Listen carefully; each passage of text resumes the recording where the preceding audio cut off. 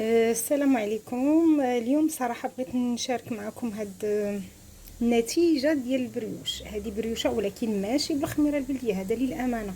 هذا عندي طلبيه ديال واحد السيده الله ينفعها بها، بغات بدائل صحيه ولكن عوض الخميره البلديه كنخدم لها بالخميره حبيبات، الخميره المهم اللي ما كنحطش انا في قناتي عاده، يعني لان عندي المهم القناه اكثر عندي مخصصه ب... يعني بالمخبوزات اللي بالخميره البلديه. المهم شاركته معكم الا بغيتو وعجباتكم الوصفه وعجباتكم الشكل النهائي ان شاء الله. انا غادي نحاول فايته درتهم صغيورين في القناه، راه فايته حطاهم يعني بريوش على شكل هكا شناك ولكن صغيورين. هذه راه سريعه ودغيا كتوجد. المهم معمره بمربى الفريز اللي حتى هو صنع منزلي، دايره فيه بدائل صحيه من غير سميتو من غير الخميره. عوض خماره الحلوى دايره واحد المعلقه صغيره ديال بيكربونات الصوديوم، فعلتها بقطرات من الحامض، نسمتها بزيت ديال الحامض نيت.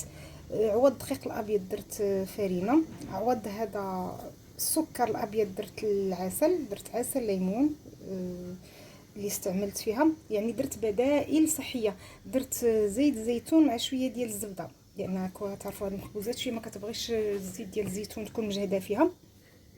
درت زبده حيوانيه مع شويه ديال زيت الزيتون، اصلا ما كتكونش فيها كميه ديال الدهن كثيره، ما فيهاش البيض. المهم بما ان هذه طلبيه يعني ما غاديش نقدر نحلها، انا درت جوج وحده صغيره عارفين، حتى لوليداتي درت لهم وحده. هذه غنقدر نحلها معكم. عمرتها بالزبيب البلدي داك الكحل، وعمرتها بهذا حبيبات الشوكولا ديال كوكيز.